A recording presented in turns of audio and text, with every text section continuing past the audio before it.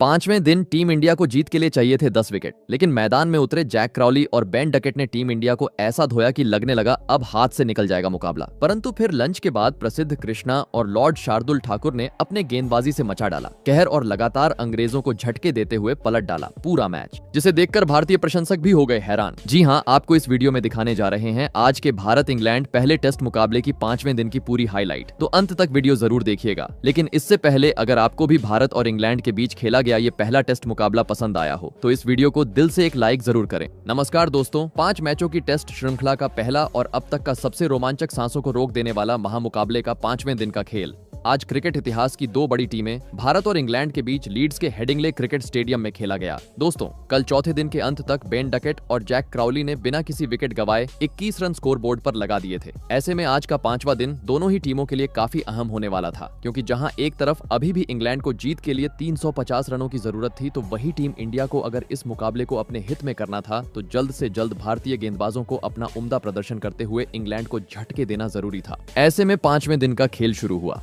कल नाबाद रहे इंग्लैंड के बल्लेबाज बेन डकेट और जैक क्राउली बल्लेबाजी करने मैदान में उतरे और आते ही दोनों ही बल्लेबाजों ने भारतीय गेंदबाजों के खिलाफ सूझबूझ के साथ अपना खेल दिखाना शुरू कर दिया। दोस्तों, पहला सेशन था और गेंद भी न्यू थी, जिस कारण जसप्रीत बुमराह और मोहम्मद सिराज को पिच से काफी ज्यादा मदद देखने को मिल रही थी। गेंद समय समय पर कांटा बदलते हुए कभी ऑफ तो कभी लेफ्ट साइड की ओर झुकते जा रही थी, जिस कारण इंग्लैंड के दोनों ही बल्लेबाजों को काफी दिक्कतों का सामना करना पड़ रहा था। और इसी के चलते पहले आधे घंटे में अब तक इंग्लैंड महज 15 ही रन स्कोर बोर्ड में जोड़ने में कामयाब हो पाई थी। दोस्तों, इंग्लैंड की टीम हमेशा बैच बॉल के लिए जानी जाती है, लेकिन जसप्रीत बुमराह और मोहम्मद सिराज से गेंदबाजी इतनी सही लाइन और लेंथ से हो रही थी कि चौका तो छोड़ो, इक्का दुक्का रन भी काफी मुश्किल से दोनों ही बल्लेबाज हर ओवर से बटोर पा रहे थे। लेकिन दोस्तों, अच्छी बात यह थी कि दोनों ही बल्लेबाज अपना धैर्य नहीं खो रहे थे, जिस कारण जल्दी ही इंग्लैंड की इस जोड़ी ने टीम को 50 रन के पार भी पहुंचा दिया। दोस्तों, 5वें दिन की शुरुआत हुई। अब 1 घंटा बीत चुका था, लेकिन गेंदबाजी कर रहे मोहम्मद सिराज और जसप्रीत बुमराह अभी तक इंग्लैंड को एक भी झटका देने में सफल नहीं हो पाए थे, जिस कारण अब कप्तान शुभमन गिल ने गेंदबाजी में बदलाव करने का फैसला लिया और गेंदबाजी के आक्रमण पर लगाया नए गेंदबाज प्रसिद्ध कृष्णा और शार्दुल ठाकुर को। लेकिन दोस्तों, देखा जाए तो कप्तान शुभमन का यह फैसला गलत साबित होते हुए दिखाई दिया। जी हाँ, क्योंकि जैसे ही शुभमन ने बुमराह और सिराज को गेंदबाजी से हटाया, दोनों ही इंग्लैंड के बल्लेबाजों ने खुलकर बल्लेबाजी करनी शुरू कर दी, जिस कारण अब हर ओवर से बेन डकेट और जैक क्राउली के बल्ले से जोरदार शॉट देखने को मिल रहे थे। और दोस्तों, इसी बीच मैच के 21वें ओवर में स्ट्राइक पर मौजूद बेन डकेट ने बैच बॉल अंदाज में गेंदबाजी कर रहे प्रसिद्ध कृष्णा का समाचार लिया और इस ओवर में 2 बेहतरीन चौके जड़ते हुए महज 66 गेंद में इस महत्वपूर्ण मुकाबले में अपना धमाकेदार 50 जड़ दिया। दोस्तों, पूरे सेशन में इंग्लैंड के बल्लेबाजों का बोलबाला अब तक भारतीय गेंदबाजों के खिलाफ देखने को मिल रहा था, क्योंकि अभी तक शुभमन गिल गेंदबाजी में 4 बड़े बदलाव कर चुके थे। फील्डिंग में भी हर ओवर में शुभमन गिल की ओर से बदलाव देखने को मिल रहा था, लेकिन हरपेत्रा अब इंग्लैंड की इस ओपनिंग जोड़ी के सामने विफल होते हुए नजर आ रहा था, क्योंकि बेन डकेट के साथ और दूसरी छोर से मैदान में मौजूद जैक क्राउली भी उनका शानदार तरीके से साथ निभाते हुए खराब गेंद को सीमा रेखा के पार पहुंचाते जा रहे थे। और इसी के चलते देखते ही देखते अब इस जोड़ी ने तीसरे विकेट के लिए 100 से अधिक रनों की साझेदारी भी बना डाली। दोस्तों, परिस्थितियों को देखा जाए तो टीम इंडिया की मुश्किलें अब बढ़ती जा रही थीं। जब से बुमराह को गेंदबाजी के स्पेल से हटाया था, तब से इंग्लैंड की टीम करीबन अब 5 के रन रेट से टीम का स्कोर आगे बढ़ाती जा रही थी। टीम इंडिया के अन्य गेंदबाज ना रनों पर रोक लगाने में सफल हो पा रहे थे, ना कोई विकेट झटक पा रहे थे। पूरी तरीके से भारतीय टीम का खेमा दबाव में था, जिसे देख एक बार फिर शुभमन ने जसप्रीत बुमराह और स्पिनर गेंदबाज रविंद्र जडेजा को गेंदबाजी आक्रमण पर लगाया। लेकिन दोस्तों, ये दोनों गेंदबाज भी इंग्लैंड की इस ओपनिंग जोड़ी के सामने ज्यादा कुछ खास कमाल नहीं कर पाए और इसी बीच देखते ही देखते 5वें दिन के लंच काल का समय भी हो गया। आपको बता दें, लंच काल होने तक इंग्लैंड ने बिना किसी विकेट गवाए 117 रन स्कोर बोर्ड पर लगा दिए थे। ऐसे में दोस्तों, लंच काल खत्म होने के बाद नाबाद पवेलियन लौटे। इंग्लैंड के दोनों ही ओपनिंग बल्लेबाज एक बार फिर भारतीय गेंदबाजों का सामना करने के लिए मैदान में उतरे। दोस्तों, लंच के बाद का सेशन भारतीय टीम के लिए काफी अहम होने वाला था, क्योंकि पहले सत्र में टीम इंडिया की खराब गेंदबाजी के चलते एक भी विकेट भारतीय टीम के नाम नहीं हुआ था और अब काफी तेज गति से विपक्षी टीम इंग्लैंड लक्ष्य की ओर बढ़ती जा रही थी, जिस कारण अब मुकाबले में वापसी करनी थी तो भारतीय टीम को इस सेशन को अपने हित में करना जरूरी था। लेकिन दोस्तों, लंच के बाद एक बार फिर भारतीय गेंदबाजों से काफी खराब लाइन और लेंथ से गेंदबाजी इंग्लैंड के बल्लेबाजों के खिलाफ देखने को मिली। ली, जिसका फायदा दोनों ही खिलाड़ियों ने बेहतरीन तरीके से उठाया और एक बार फिर सीधी बल्लेबाजी करते हुए स्कोर बोर्ड को आगे बढ़ाना शुरू कर दिया। और इसी बीच ओपनिंग बल्लेबाज जैक क्राउली ने जसप्रीत बुमराह के खिलाफ एक बेहतरीन चौका जड़ते हुए इस महत्वपूर्ण मुकाबले में अपना शानदार 50 पूरा कर लिया। दोस्तों, विकेट ना मिलने के कारण अब गुस्से से तिलमिलाते हुए भारतीय गेंदबाज मैदान पर नजर आ रहे थे, क्योंकि ऑफ साइड और लेग साइड पर बुमराह और सिराज हर ओवर में गेंद डालते जा रहे थे। बल्ले का अंदरूनी किनारा भी लग रहा था, लेकिन नसीब इतना खराब चल रहा था कि गेंद स्लिप में जाने की जगह सीधे बाउंड्री के पार जाती जा रही थी, जिसे देख एक वक्त तो मोहम्मद सिराज और बेन डकेट के बीच बहस भी देखने को मिली। दोस्तों, ऊपर से बादलों की बारिश और मैदान से इंग्लैंड के ओपनिंग बल्लेबाजों से रनों की बारिश का सामना भारतीय खिलाड़ियों को अब करना पड़ रहा था, क्योंकि समय के साथ इंग्लैंड की इस ओपनिंग जोड़ी ने 150 रन की साझेदारी भी पूरी कर ली थी। पूरे स्टेडियम में इंग्लिश प्रशंसकों का जल्लोश अब देखने को मिल रहा था, जिसे देखकर अचानक शुभमन गिल ने गेंदबाजी में बदलाव किया और तेज गेंदबाज को हटाकर रविंद्र जडेजा को गेंदबाजी पर बुलाया। लेकिन दोस्तों, रविंद्र जडेजा को गेंदबाजी को लाने का फैसला शुभमन का पूरी तरह गलत साबित हुआ, क्योंकि स्पेल के पहले ही ओवर में स्ट्राइक पर मौजूद बेन डकेट ने जडेजा का समाचार लिया और इस ओवर में लगातार रिवर्स स्वीप शॉट जड़ते हुए 2 चौके लगा दिए,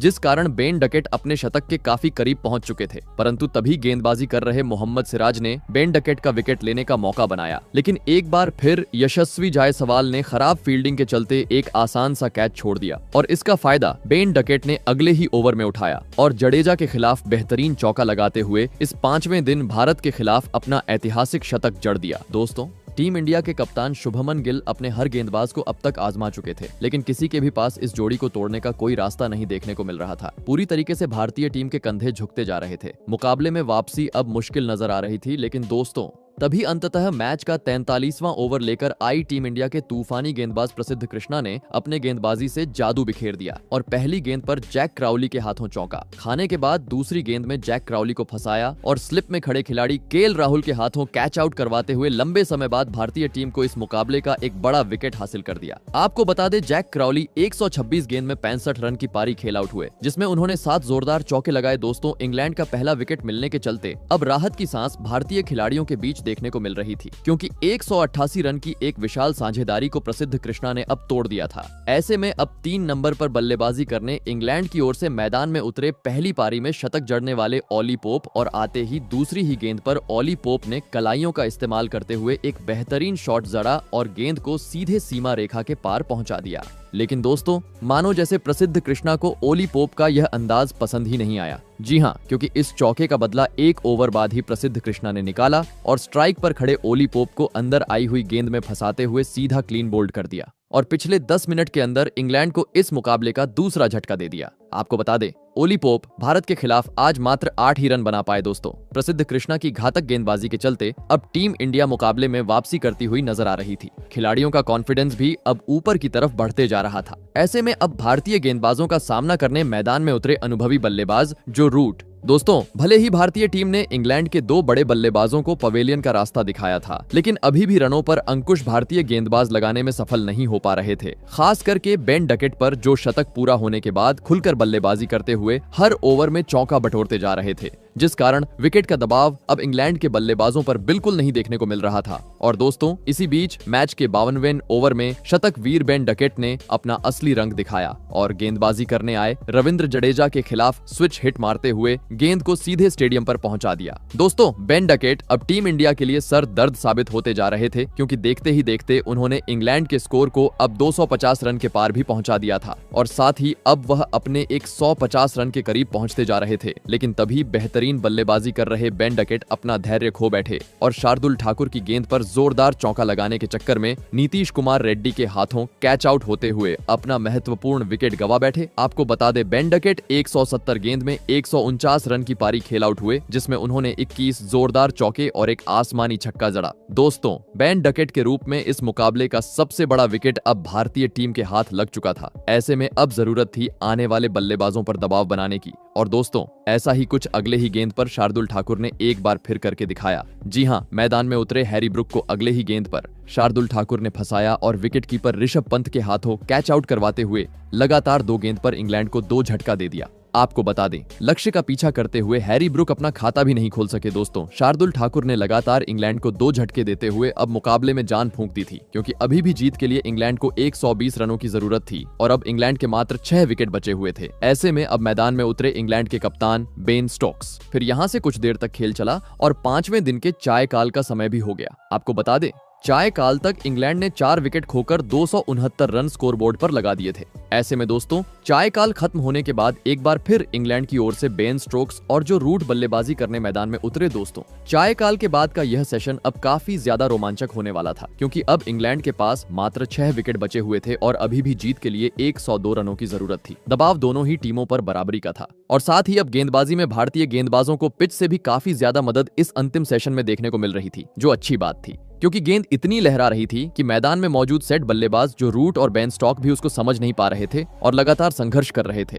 और इसी बीच 2-3 बार विकेट मिलने का भी मौका बना, लेकिन किस्मत खराब होने के चलते भारतीय टीम मौके को भुना नहीं पाई थी। लेकिन दोस्तों, अब भारतीय टीम को मुकाबले में जीत हासिल करनी थी, तो अब विकेट झटकना जरूरी हो चुके थे, क्योंकि धीमी गति से ही सही, लेकिन अब जो रूट और बेन स्टॉक शानदार लय में बल्लेबाजी करते हुए नजर आ रहे थे। और इसी बीच मैच के 67वें ओवर में स्ट्राइक पर मौजूद बेन स्टोक्स ने अपने मैदान में होने का सबूत पेश किया और गेंदबाजी करने आए प्रसिद्ध कृष्णा के खिलाफ पहले दूसरी गेंद पर आगे निकलकर कवर की ओर एक शानदार चौका जड़ा, तो वहीं अगली गेंद को भी पीछे की ओर सीमा रेखा के पार पहुंचा दिया। दोस्तों, इंग्लैंड की यह जोड़ी अब भारतीय गेंदबाजों पर हावी होती हुई नजर आने लगी थी, लेकिन तभी सर रविंद्र जडेजा ने इस मुकाबले में पहली बार अपना करिश्मा दिखा दिया और इंग्लैंड के कप्तान बेन स्टॉक को अपने फिरकी में फंसाया और स्लिप में खड़े शुभमन गिल के हाथों कैच आउट करवाते हुए इंग्लैंड को अहम मौके पर एक बड़ा झटका दे दिया। आपको बता दें, बेन स्टोक्स 51 गेंद में 33 रन की पारी खेल आउट हुए। दोस्तों, इसे एक विकेट ने अब टीम इंडिया की जीत की उम्मीदों को बढ़ा दिया था, क्योंकि बेन स्टोक्स के साथ और अब बड़े बल्लेबाज इंग्लैंड के पेवेलियन लौट चुके थे।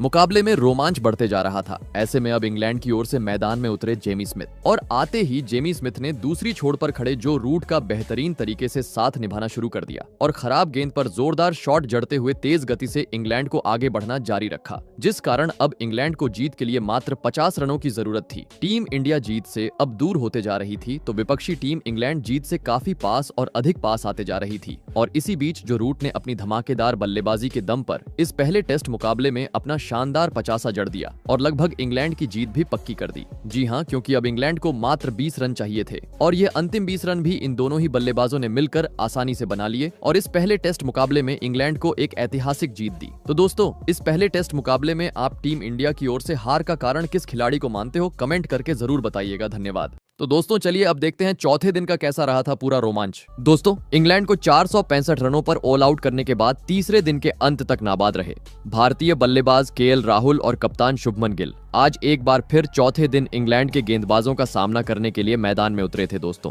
कल तीसरे दिन के अंत तक भारतीय टीम अपने 2 बड़े बल्लेबाजों को गंवाने के चलते काफी ज्यादा दबाव में आ चुकी थी। ऐसे में आज सभी भारतीय प्रशंसक भी उम्मीद लगाकर बैठे थे कि भारतीय बल्लेबाज आज अपना बेहतरीन खेल दिखाएंगे और तेज गति से लीड को आगे बढ़ाते हुए टीम इंडिया को एक मजबूत स्थिति में ले जाएंगे। लेकिन दोस्तों, चौथे दिन भारतीय प्रशंसकों की उम्मीदों पर खरा उतरने में टीम इंडिया की यह जोड़ी पूरी तरह असफल रही और आते ही चौथे दिन के दूसरे ओवर में इंग्लैंड के तूफानी गेंदबाज ब्राइडन कार्स ने टीम इंडिया के कप्तान शुभमन गिल को अंदर आई हुई गेंद में फंसाया और सीधा क्लीन बोल्ड करते हुए जल्दी ही भारतीय टीम को इस मुकाबले का तीसरा झटका दे दिया। आपको बता दें, इस दूसरी पारी में कप्तान शुभमन गिल 16 गेंद में मात्र 8 रन की पारी खेल पाए। दोस्तों, चौथे दिन की शुरुआत में ही शुभमन गिल के रूप में बड़ा विकेट हासिल होने के चलते अब इंग्लैंड के खिलाड़ियों के बीच अलग ही जल्लोष देखने को मिल रहा था। ऐसे में कप्तान पवेलियन लौट जाने के बाद अब मैदान में उतरे टीम इंडिया के उपकप्तान यानी विस्फोटक बल्लेबाज ऋषभ पंत और आते ही पंत ने अपने निराले अंदाज में आगे बढ़कर एक जोरदार शॉट जड़ा और शानदार तरीके से 4 रन बटोर लिए।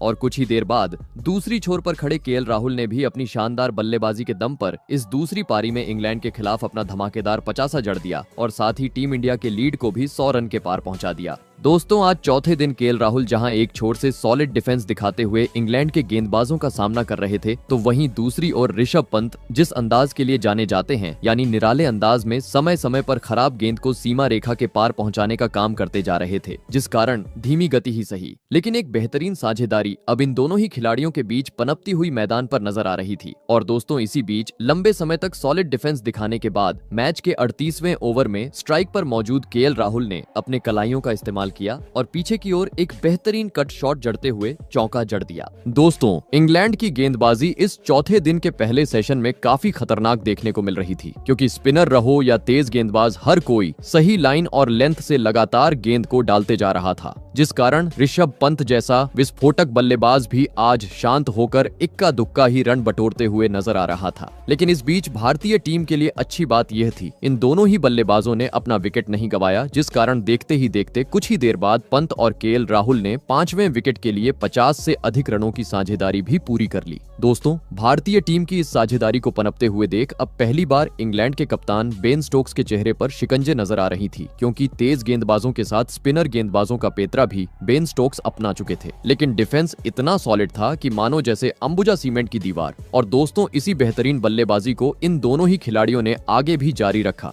और लंच तक इंग्लैंड को और कोई विकेट हासिल नहीं होने दिया। आपको बता दें, लंच काल तक भारतीय टीम ने 3 विकेट के नुकसान पर 153 रन स्कोर बोर्ड पर लगा दिए थे। ऐसे में दोस्तों, लंच खत्म होने के बाद नाबाद पवेलियन लौटे भारतीय बल्लेबाज ऋषभ पंत और केएल राहुल एक बार फिर इंग्लैंड के गेंदबाजों का सामना करने के लिए मैदान में उतरे। दोस्तों, लंच के बाद का समय अब दोनों ही टीमों के लिए काफी अहम होने वाला था। जी हाँ, एक तरफ जहां भारतीय टीम के बल्लेबाजों को अपने लय को बरकरार रखते हुए एक बड़े स्कोर तक टीम इंडिया को लेकर जाना था, तो वहीं दूसरी ओर मुकाबले में वापसी करनी थी। तो अब लंच के बाद इंग्लैंड को भारतीय टीम के विकेट झटकाने जरूरी थे। लेकिन दोस्तों, देखा जाए तो लंच के बाद की शुरुआत भारतीय टीम के हित में साबित हुई। जी हाँ, क्योंकि आते ही आतिशी बल्लेबाज ऋषभ पंत ने अपने आक्रामक रूप का दर्शन इंग्लैंड को कराया और गेंदबाजी करने आए। जोश टंग के खिलाफ लगातार 2 गेंदों पर 2 जोरदार चौके लगा दिए। दोस्तों, लंच तक पंत और केएल राहुल काफी सॉलिड डिफेंस के साथ धैर्य के साथ बल्लेबाजी कर रहे थे, लेकिन अब दोनों ही बल्लेबाजों से आक्रामक शॉट खराब गेंद के खिलाफ देखने को मिल रहे थे, जिस कारण अब हर ओवर से दोनों ही बल्लेबाज अपनी शानदार बल्लेबाजी के दम पर कभी 7 तो कभी 8 रन काफी आसानी से बनाते जा रहे थे। और दोस्तों, इसी बीच मैच के 57वें ओवर में विस्फोटक बल्लेबाज ऋषभ पंत ने पीछे की ओर एक बेहतरीन चौका जड़ते हुए इस दूसरी पारी में अपना धमाकेदार 50 पूरा कर लिया। आपको बता दे, 50 पूरा करने के लिए ऋषभ पंत ने 83 गेंद का सामना किया, जिसमें उन्होंने 9 जोरदार चौके लगाए। दोस्तों, ऋषभ पंत पहली पारी की तरह दूसरी पारी में भी टीम इंडिया के लिए एक महत्वपूर्ण भूमिका निभाते हुए अब मैदान पर नजर आ रहे थे। जी हाँ, क्योंकि पहली पारी में भी पंत ने अपना ऐतिहासिक शतक जड़ा था और अब तक वह दूसरी पारी में अपने 50 रन पूरे कर चुके थे और 50 के साथ पंत ने भारतीय टीम के लीड को भी 200 रन के पार पहुंचा दिया था। देखा जाए तो भारतीय बल्लेबाजी इंग्लैंड के गेंदबाजों पर अब हावी होती जा रही थी और दोस्तों, इसी बीच अपना 50 पूरा कर चुके ऋषभ पंत ने मैदान पर आतंक मचा डाला और गेंदबाजी करने आए। शोएब बशीर के खिलाफ लगातार 2 गेंद को सीधा स्टेडियम पार पहुंचा दिया। दोस्तों, 50 के बाद ऋषभ पंत रुकने का नाम नहीं ले रहे थे। स्पिनर रहो या तेज गेंदबाज, उनका बल्ला आग उगलते हुए रनों की बरसात करते जा रहा था। वहीं दूसरी छोर से केएल राहुल भी बेहतरीन शॉट जड़ते हुए उनका साथ निभा रहे थे और इसी के चलते जल्दी ही ओपनिंग बल्लेबाज केएल राहुल ने इस महत्वपूर्ण मुकाबले में इंग्लैंड के खिलाफ अपना ऐतिहासिक शतक जड़ दिया और बता दिया कि अनुभव किसी भी हालत में टीम के काम आता है। दोस्तों, शतक पूरा करने के बाद स्टेडियम में भारतीय प्रशंसकों का अलग ही जल्लोश देखने को मिला। तो वही शतक पूरा होने के चलते केएल राहुल सभी प्रशंसकों का बल्ला उठाते हुए धन्यवाद करते हुए नजर आए। दोस्तों, इन दोनों ही बल्लेबाजों ने पूरी तरीके से अब इंग्लैंड की टीम को घुटनों पर लाकर खड़ा कर दिया था, क्योंकि गेंद ऑफ साइड में रहो या लेफ्ट साइड में, दोनों ही बल्लेबाज अब हाथ खोलते हुए हर ओवर से कभी चौका तो कभी छक्का बटोरते जा रहे थे, जिस कारण देखते ही देखते भारतीय टीम ने 250 रन का आंकड़ा भी पार कर लिया। और इसी बीच टीम इंडिया के विकेटकीपर बल्लेबाज ऋषभ पंत ने लगातार दूसरी पारी में इंग्लैंड के खिलाफ अपना धमाकेदार शतक जड़ दिया और अंग्रेजों को बैच बॉल का असली मतलब समझाया। आपको बता दें, ऋषभ पंत भारत के एकमेव ऐसे बल्लेबाज बने जिन्होंने इंग्लैंड में आकर लगातार 2 पारियों में शतक जड़ा हो। दोस्तों, इन दोनों ही खिलाड़ियों ने अपनी शतकीय पारी से पूरी तरीके से अब इंग्लैंड को बैक फुट पर धकेल दिया था और अब शतक के बाद तो ऋषभ पंत T20 अंदाज में इंग्लैंड के गेंदबाजों की पिटाई कर रहे थे। जी हाँ, क्योंकि शतक के बाद ही अगला ओवर इंग्लैंड की ओर से जो रूट लेकर आए और इस ओवर में पंत ने जो रूट को उनकी असली औकात दिखा दी और 3 करारे चौके और एक आसमानी छक्का जड़ते हुए 19 रन बटोर डाले। दोस्तों, ऋषभ पंत अब काफी तूफानी गति से भारतीय टीम के स्कोर को आगे ले जा रहे थे, लेकिन तभी मैच के 72वें ओवर में शतकवीर पंत अपना धैर्य खो बैठे और गेंदबाजी कर रहे शोएब बशीर के खिलाफ आसमानी छक्का जड़ने के चक्कर में बाउंड्री पर कैच आउट होते हुए अपना महत्वपूर्ण विकेट गंवा बैठे। आपको बता दें, ऋषभ पंत 140 गेंद में 118 रन की एक धमाकेदार पारी खेल आउट हुए दोस्तों। पंत के विकेट के साथ अब भारतीय टीम अपने 4 बड़े बल्लेबाजों को गंवा चुकी थी। ऐसे में अब राहुल का साथ निभाने मैदान में उतरे। पहली पारी में बिना खाता खोले पेवेलियन लौट जाने वाले करुण नायर, और इसके कुछ ही देर बाद चौथे दिन के चाय कल का समय भी हो गया। आपको बता दें, चाय काल तक भारतीय टीम ने 4 विकेट के नुकसान पर 298 रन स्कोरबोर्ड पर लगा दिए थे। ऐसे में दोस्तों, चाय काल खत्म होने के बाद एक बार फिर से भारत के दोनों ही बल्लेबाज इंग्लैंड के गेंदबाजों का सामना करने के लिए मैदान में उतरे, और कुछ देर बाद करुण नायर और राहुल ने भारतीय टीम के लीड को 300 रनों के पार भी पहुंचा दिया। दोस्तों, परिस्थितियों को देखते हुए अब टीम इंडिया एक विशाल लक्ष्य की ओर अग्रसर हो रही थी, लेकिन तभी बहुमूल्य पारी खेल रहे ओपनिंग बल्लेबाज केएल राहुल गलती कर बैठे और बाहर जाती हुई गेंद को छेड़ने के चक्कर में सीधा क्लीन बोल्ड होते हुए अपना विकेट गंवा बैठे। आपको बता दें, केएल राहुल 137 रन की धमाकेदार पारी खेल आउट हुए, जिसमें उन्होंने 18 जोरदार चौके लगाए। दोस्तों, राहुल के विकेट के साथ अब भारतीय टीम का आधा बल्लेबाजी क्रम पवेलियन लौट चुका था। वही दोस्तों, राहुल के आउट होने के बाद दूसरी छोर पर खड़े उनके साथ ही बल्लेबाज करुण नायर भी इसके बाद ज्यादा वक्त इंग्लैंड के गेंदबाजों का सामना नहीं कर पाए और अगले ही ओवर में क्रिस वॉक्स की गेंद पर कोट एंड बोल्ड होते हुए अपना विकेट गंवा बैठे। आपको बता दें, करुण नायर आज भी मिले हुए मौके को भुनाने में पूरी तरह असफल रहे और मात्र 20 रन बनाकर पवेलियन चलते बने। और दोस्तों, जैसे ही इन दोनों ही बल्लेबाजों ने अपने विकेट गंवाए, भारतीय टीम का बल्लेबाजी क्रम डगमगा गया और इसके बाद मैदान में उतरे मोहम्मद सिराज, शार्दुल ठाकुर और जसप्रीत बुमराह टीम के लिए कुछ योगदान नहीं दे पाए और लगातार अपने विकेट गंवाते चले गए। भले ही एक छोर से रविंद्र जडेजा ने बड़े शॉट जड़ते हुए टीम के लिए योगदान दिया, लेकिन अंततः उनके साथ ही बल्लेबाज प्रसिद्ध कृष्णा बड़ा शॉट खेलने के चक्कर में अपना विकेट गंवा बैठे और इसी के साथ टीम इंडिया की दूसरी पारी 364 रनों पर सिमट गई। ऐसे में अगर बात की जाए बल्लेबाजी की, तो दूसरी पारी में टीम इंडिया की ओर से सबसे अधिक 137 रन की पारी ओपनिंग बल्लेबाज केएल राहुल ने खेली।